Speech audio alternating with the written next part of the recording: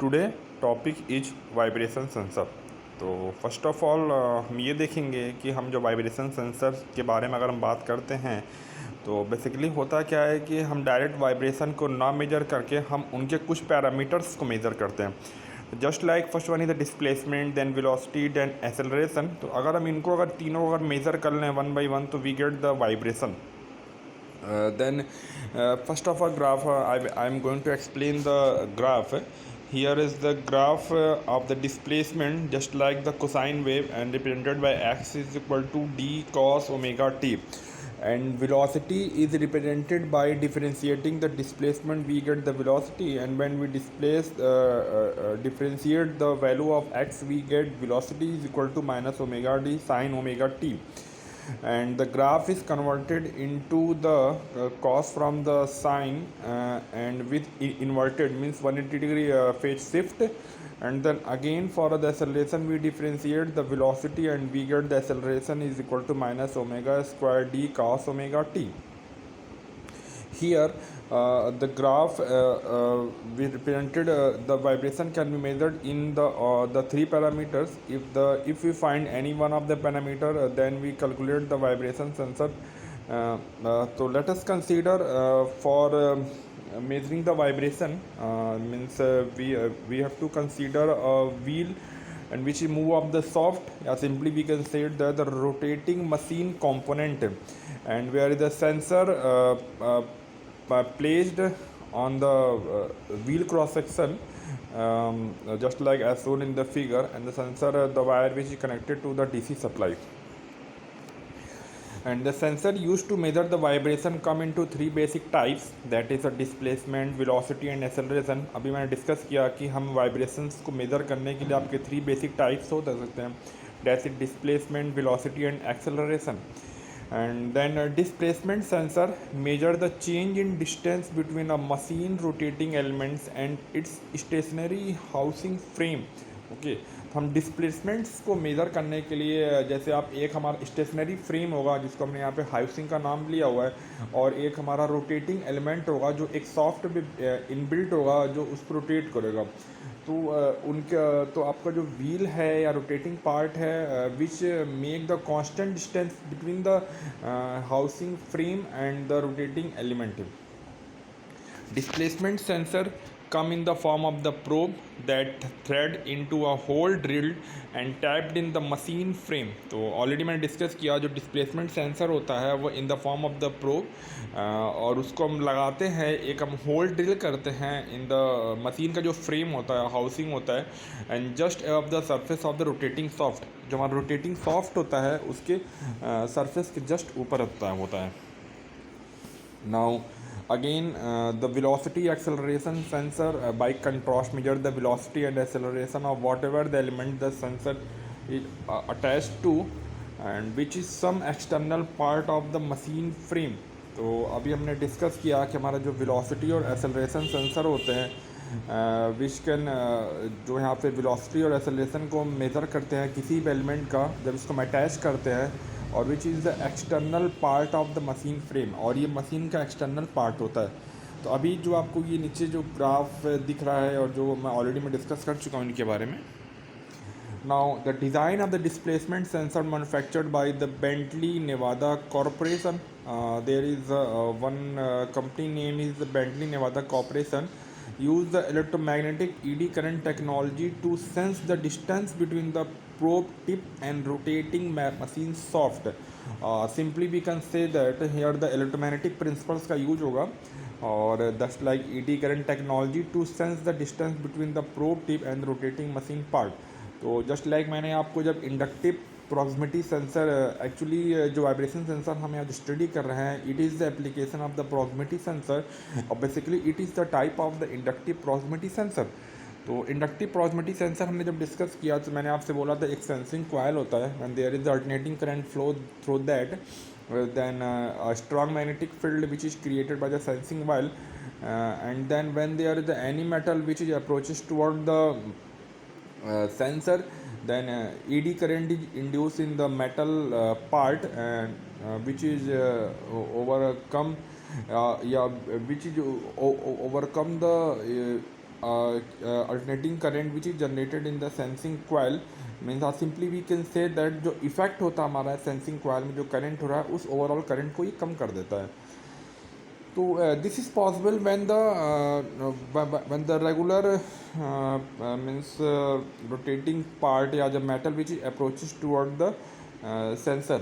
तो इस केस में आपका प्रिंसिपल वही हो जा रहा है, that is inductive proximity sensor जो यहाँ पे बोला गया है. And the sensor itself is an encapsulated coil of wire energized with the high frequency alternating current. जैसा अभी मैंने डिस्कस किया कि हमारा सेंसर होता है वो एक coil के फॉर्म होता है और उसको हम energize करते हैं with the high frequency alternating current. The magnetic field produced by the coil induce the eddy current in the metal shaft of the machine. Okay, तो अभी हमने जो सॉफ्ट के बारे में बात किया या रोटेटिंग पार्ट के बारे में बात किया which is made up of the metal.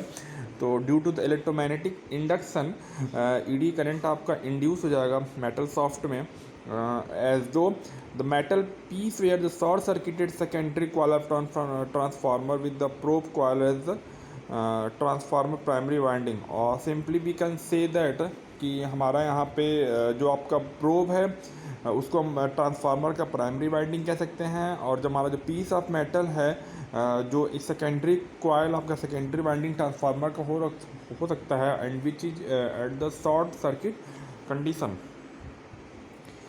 The closer the shaft move toward the sensor tip tighter the magnetic field coupling between the shaft and the sensor coil and stronger the eddy current. तो ये जो आपका कहना चाह रहा है कि जितना ही अधिक हमारा क्लोजर होगा shaft toward the sensor tip और there is the stronger magnetic field between the shaft and the sensor coil and the stronger eddy current which is produced in the metal part. And the high frequency oscillator circuit provide the sensor coil excitation signal become loaded by the induce eddy current. और simply we can say that जो हमारा यहाँ पर high frequency oscillator circuit है providing the sensor coil excitation signal become the loaded by the induced eddying current. Okay, therefore oscillator loads become a direct indication of how close the probe tip is to the metal shaft. तो जो load के बारे में बात कर रहे हैं जो ऑसिलेटर में हमारा लोड है it is directly we can say proportional to the how the close probe tip to the metal shaft. कितना वो प्रोब है वो मेटल शाफ्ट के क्लोज है. This is not unlike the operation of the metal detector and measuring the proximity of a wire coil to any metal object by degree of loading the cord by the eddy current induction. और simply हमें यहाँ पे ये discuss नहीं करना है कि किस तरीके से यहाँ पे ऑसिलेटर पे लोड आपका इंक्रीज कर रहा है when the metal move toward the sensor. But now in the Bently Nevada design the oscillator circuit provide the sensor coil excitation is called the proximitor. यहाँ पर हमने एक वर्ड यूज़ किया है प्रॉक्सिमाइटर. जो यहाँ पे होता क्या है कि आपका एक प्रॉक्सिमाइटर मॉड्यूल होता है, अभी मैं आगे डिस्कस करता हूँ उसका फिगर क्या है. इस प्रॉक्सिमाइटर मॉड्यूल में आपका इनपुट पोर्ट होते हैं आउटपुट पोर्ट होते हैं. तो हम इनपुट से हम सेंसर कॉइल को हम एक्साइटेशन प्रोवाइड करते हैं and the proximitor module is powered by the external DC power source and drive the sensor coil through a coaxial cable. जो अभी मैंने जैसे डिस्कस किया जो प्रॉक्सिमाइटर आपका मॉड्यूल होता है is powered by an external DC power source. हमें यहाँ पर एक्सटर्नल डीसी पावर सोर्स की रिक्वायरमेंट होती है and drive the sensor coil through a coaxial cable. तो कोएक्सियल केबल के हेल्प से हम सेंसर कॉइल को हम ड्राइव करते हैं. ओके, तो ये आपको दिख रहा है किस तरीके से figure. First of all I am going to discuss about the figure और here is the seat shaft and end view. Simply कह सकते हैं कि आपका जो रोटेटिंग पार्ट है आपका मशीन का जो सॉफ्टवेयर आपने इनबिल्ट किया है ये आपका फ्रंट व्यू लिया गया, एंड व्यू लिया गया और ये रोटेटिंग है आपका which is build on the shaft. And then here is the proximitor module and there is the 3 pins and there's a 2 pins for the input means here the 24 volt DC which is applies to the proximator module and then proximator module का जो output होगा that is the vibration digital signal. okay, vibration displacement signal sorry. तो means यहाँ पे जितना आपका यहाँ पे ये if there is venue vibration then displacement signal we get displacement signal. तो सिंपली ये कह सकते हैं कि हमारा जो ये मशीन्स का वाइब्रेशन होगा उसको हम यहाँ पे इलेक्ट्रिकल सिग्नल के फॉर्म में कन्वर्ट कर रहे हैं। तो फर्स्ट ऑफ ऑल ज़रा मैं आपको एक्सप्लेन कर दूँ बेसिकली यहाँ पे ये क्या वर्क होना जा रहा है।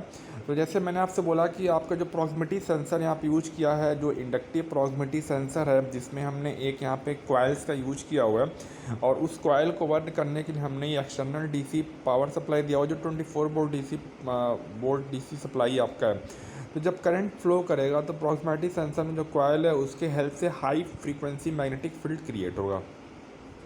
एंड व्हेन तो अब फिर हमारा जो यहाँ पे अगर हमने यहाँ पे फिक्स कर दिया इस जो रोटेटिंग पार्ट आपका है, अगर आपका फिक्स इसका रोटेशन है, means the distance between the rotating part of the machine and the proximity sensor is fix, means if there is no vibration then we get the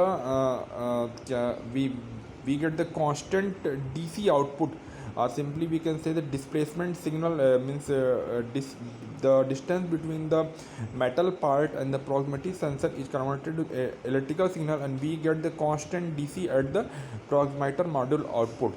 And if there is any vibration, means the vibration means the distance between the metal part of the rotating machine and proximitor sensor it changes। तो जब आपका जब distance इनके बीच में जब change होगा तो and then the जो हमारा कांस्टेंट डीसी सप्लाई मिल रहा था तो वो भी आपका चेंज हो रहा है, mean there is spikes due to the vibration. तो अगर आपका स्पाइक्स आकर हो रहा है तो सिंपली आप वी कैन से दैट कि हमारा जो ये मशीन का जो रोटेटिंग पार्ट है there is the vibration. If there is no vibration then we get the constant DC and if there is the vibration then we get spikes in the DC output. Then proximity to the metal shaft is represented by a DC voltage output from the proximitor module with 200 millivolt per mil. Okay, and here the 1 mil is equal to 1/1000 inch. Simply तो यहाँ हमारे यहाँ जो voltage आपको मिलेगा जैसे 200 milli volt आपको मिल सकता है पर मिल, अप्रॉक्स इतना होता है, और जो यहाँ 1 मिल को यहाँ पे 1/1000 inch of the motion big standard calibration.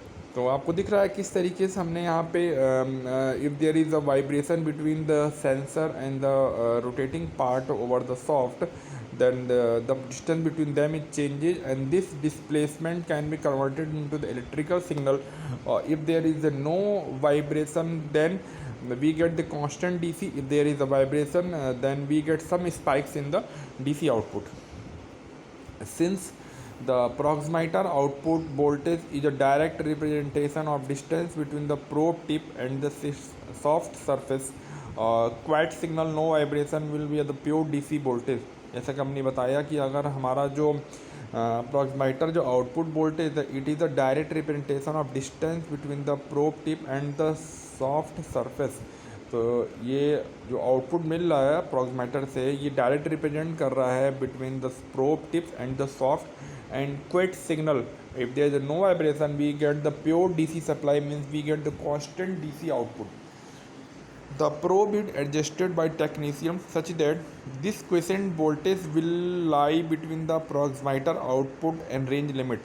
और सिंपली जब ये मशीन जब ये आपके इंस्टॉल होते हैं this sensor in the machine part then by the technician then technician check the quiescent voltage at the proximitor output with in range limit. वो ये डिसाइड करता है कि जो हम इसको रोटेट करने के बाद जो डिस्टेंस आपका है वो कांस्टेंट है, due to the constant distance there is a constant output voltage at the proximitor output and within the limit. तो if there is a vibration then this constant voltage can't be maintain. Okay, and any vibration of the soft will cause the proximitor output voltage to vary in the precise step। Okay, if there is any vibration of the soft and will cause the proximitor output voltage to vary in the precise step। तो यहाँ पर proximitor का जो output है वो आपका change होगा and soft vibration of 28.67 Hz for instance will cause the proximitor output signal to be a 28.6 Hz waveform superimposed on the DC bias voltage set by the initial probe and soft gap। Simply if there is vibration near about the vibration of the 28.67 Hz है तो हम यहाँ पे output signal को एक DC signal पे super impose करते हैं, मीन सेट बाय द या तो उसको हम इनिशियल सेट कर लें प्रोब के हेल्प से या सॉफ्ट गैप से। तो ये अगर वाइब्रेशंस अगर इतने वाइब्रेशन तक अगर आप है 28.67 हर्ट्ज तक वाइब्रेशन अगर आपका है, तो इस वाइब्रेशन को आप इजीली रिमूव कर सकते हैं by the initial probe and soft gap. An oscilloscope connected to this output signal will show a direct representation of soft vibration as measurement in the axis of the probe. And तो oscilloscope के help से हम जो यहाँ पे connect किए हैं to the output signal we show the direct representation of soft vibration as measured in the axis of the probe. Now, in fact, any electronic test equipment capable of analyzing the voltage signal output by proximiter may be used to analyze the machine vibration, just like the oscilloscope, spectrum analyzer, peak indicating voltmeters, and RMS indicating voltmeter, etc. और तो हमारे बहुत सारे test equipment हैं जो voltage signal है प्रॉक्सिमाइटर के output पे which can be analysed by using the oscilloscope, spectrum analyser, peak indicating voltmeters and RMS indicating voltmeters. Now तो अभी हमने जो प्रोब लगाया था, जो पिछला फिगर था, हमने सिर्फ एक प्रोब लगाया था and it is customary to arrange the set of the 3 displacement probe at the end of the machine shaft to measure the vibration. तो हमें यहाँ पे एक set of the 3 displacement probe, हम यहाँ पे 3 डिस्प्लेसमेंट प्रोब को हम यूज कर सकते हैं at the end of the machine shaft to measure the vibration. And 2 radial probe as shown in the figure, there is a 2 radial probe and 1 axial probe. The purpose of this triaxial probe configuration is used to measure the soft vibration or the soft displacement in all 3 dimensions. तो इन 3 sense displacement probe के help से, जिसको हमने 2 radial probe हैं और एक हमारा axial है, इनके हेल्प से हम मशीन का जो सॉफ्ट है उसको हम 3 डायरेक्शन में उसके वाइब्रेशन या सॉफ्ट डिस्प्लेसमेंट को मेज़र कर सकते हैं। It is also common to see 1 phase reference probe installed on the machine position in such way that it detects the periodic passing of the keyway or other irregular feature of the shaft. And one thing more, अगर हम यहाँ पे एक reference, अगर एक probe अगर reference probe मान लें installed on the machine shaft and position in such a way that it detect the periodic passing of keyway, अभी मैं आगे डिस्कस करता हूँ keyway मीन्स क्या है, और the irregular features of the shaft। तो एक्चुअली होता क्या है, कभी कभी हमारे जो सॉफ्ट होता है, जो मेटल का बना होता है, वो चलते चलते वो ट्रिम हो जाता है। तो ट्रिम होने की वजह से क्या होता है कि again there is a change in distance. तो डिस्टेंस चेंज होगा तो हम ये भी देख सकते हैं कि हमारा कहीं जो सॉफ्ट का जो फीचर वो इरेगुलर तो नहीं हो गया है। तो बाई दिस हम इसके हेल्प से हम जो इरेगुलर फीचर्स होते हैं या शेप होता है सॉफ्ट का, उसको भी हम चेक कर सकते हैं। The key phasor signal will consist of the 1 large pulse पर रिवॉल्यूशन। तो हियर आपको दिख रहा है कि हमने थोड़ा सा यहाँ पे की मीन्स एक हमने कट कर दिया सॉफ्ट पे, और उस प्लेस पे कट करने मतलब है कि जब नॉर्मली आपका जब ये सॉफ्ट रोटेट करता है तो we get the constant output, and if जब ये की वे आपका जब प्रॉक्सिमिटी सेंसर के इन फ्रंट आएगा तो ऑब्वियस बात distance at that point the distance between the sensor and the metal shaft is changed and then output is also change for short duration, then we get the 1 large pulse per revolution। means simply we can say that हमें जो pulses आपके DC मिल रहे हैं and we get the large pulse per revolution and then remaining as such। तो हम यहाँ पे phase को डिटेक्ट कर सकते हैं, और then what is the use of this I discuss later। and the purpose of the key phasor signal is the twofold and to provide the reference point in a machine rotation to correlate other vibrational signal against and to provide the simple means of measuring the soft speed। तो आप यहाँ पे ये कह सकते हैं कि हम यहाँ पे जो की फेजर सिग्नल का जो हमने यूज किया हुआ है टू प्रोवाइड द एक वो रेफरेंस पॉइंट भी हो सकता है आपका है। मीन्स ऑब्वियस सी बात है, जब एक बार आपका सॉफ्ट रिवॉल्व करेगा तो उसको हम कोरिलेट कर सकते हैं वाइब्रेशनल सिग्नल अगेंस्ट और to provide the simple means of measuring the shaft speed. तो सिंपली आप यहाँ पे सॉफ्ट, अगर हम सॉफ्ट की स्पीड के बारे में बात कर सकें या वेलोसिटी के बारे में बात करें, सिंपल जैसे हम जानते हैं कि जो मोटरों की स्पीड को मेज़र करते हैं वो आरपीएम में करते हैं, मीन्स रिवॉल्यूशन पर मिनट। तो आप ये देख सकते हैं कि हमारा 1 सेकंड में या 1 मिनट में कितनी बार रिवॉल्व हो रहा है। तो रिवॉल्व होने का मतलब है कि जब वो हमारा की वे के ड्यूरेशन में एक आपको छोटा सा शॉर्ट पल्स मिलेगा, then we get the constant DC voltage. then again we get the salt pulse and represent the position of the key wave. इस तरीके से हर रिवोल्यूशन में आपको एक स्पाइक्स या एक सॉल्ट पल्स आपको मिलेगा जो which represent the key wave. तो इसकी ये फाइंड कर सकते हैं कि आपका कितनी बार वहाँ पे रिवॉल्यूशन हुआ. If you count the number of revolution in the minute then we get the speed of the motor shaft in the RPM. The location in time of the pulse represent the soft position and while the frequency of that pulse signal represent the soft speed. तो हमारा जो location है, जो pulse आपके represent होंगे represent the soft position while the frequency of that pulse signal represent the shaft speed. तो अगर हम इस पल्स अगर हम फ्रीक्वेंसी को अगर हम फाइंड करें कि मीन्स कि एक पर्टिकुलर डायरेक्शन में कितनी बार वो पल्स आपका रिपीट हो रहा है, तो हम यहाँ पे सॉफ्ट के स्पीड को भी फाइंड कर सकते हैं.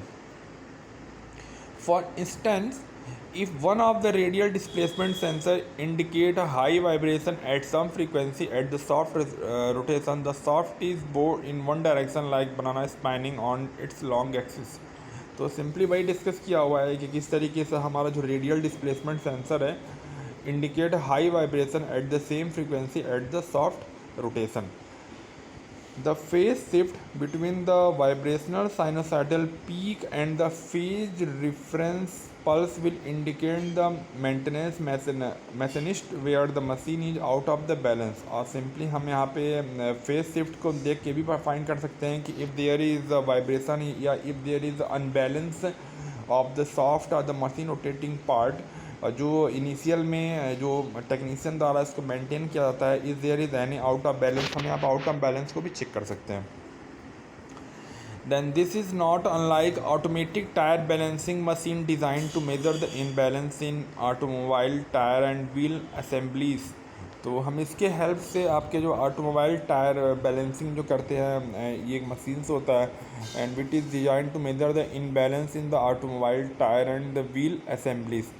The machine must have some way of indicating to the human operator where balancing weight should be placed and not just how far out of balance the tire is.